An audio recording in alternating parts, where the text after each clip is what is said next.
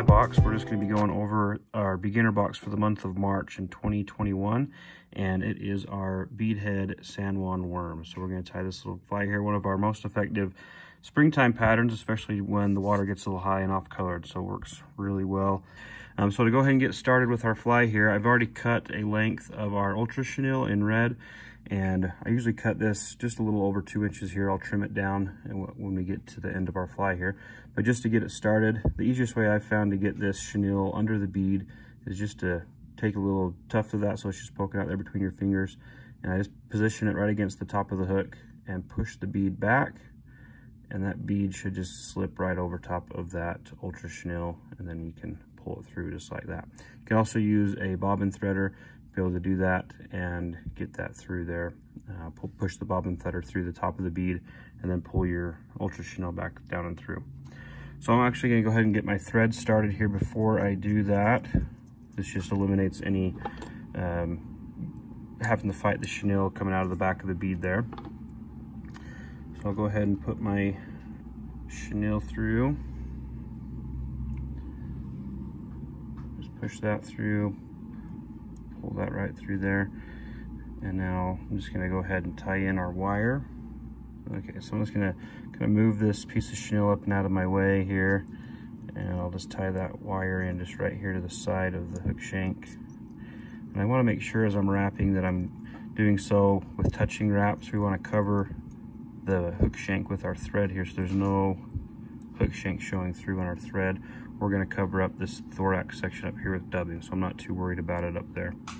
Okay, so now we're ready to tie down our chenille, and I just want to make sure I have equal parts hanging out the front and then hanging out the back as well. So like I say, I usually cut about a strip that's a little over 2 inches, and then I can trim it down after I tie the fly and get it to where I want it to be. I just try to make those parts as even as I can.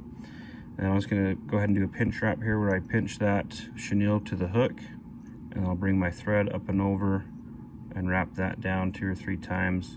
And now I can start to spiral wrap up the body of the fly. I just want to make sure I'm going to keep my back finger, or my finger to the back of the fly here, to make sure that chenille doesn't roll around the hook shank. And so each time I bring my thread down, I just position that thread, or that chenille, back up on top of the hook. So just nice open spiral wraps there up to behind the bead. And now with our wire, we can go ahead and just follow those thread wraps through. I'm just gonna just spiral wrap this right where I put my thread. Get up here behind the bead, and I'll do one full turn, and then we'll tie that wire down. Go ahead and trim it off, and then I just mash that end of that wire down in against the bead here, and then cover it up with some thread wraps. Really secure that down tight. That's the other thing we're fighting against here, is we want to make sure we fill in this dead space behind the bead so our bead isn't moving, and it's nice and secure in there. So I'm going to go ahead and just trim my front of my worm here just to get it equal with the back. And then we're ready for our last material, which is just our dubbing. So on the red version, it's this red Hares Ear dubbing. On the brown version you got in your box, you got some awesome possum dubbing in brown, which is an awesome dubbing to use.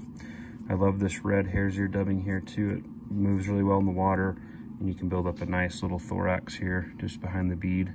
Adds a little bit more bugginess to this fly. And you can brush this out, or you can just leave it like this, just off your dubbing loop.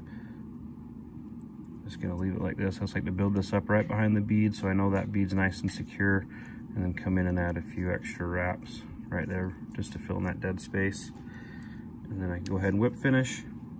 A drop of Zappa Gap would also work right there behind the bead, or against your thread wraps. And then we'll just whip finish that guy, cut that off, and then our final step is just to taper these ends of the worm. I just like to come in with a lighter and just gently touch these up so you don't melt it and burn it. But just kind of touch those up like that, and there it is, ready to fish. So go ahead and type a bunch of these, let us know how you do with them, and as always, go ahead and tag us in any of your photos on Instagram or Facebook and let us know how you guys do with it.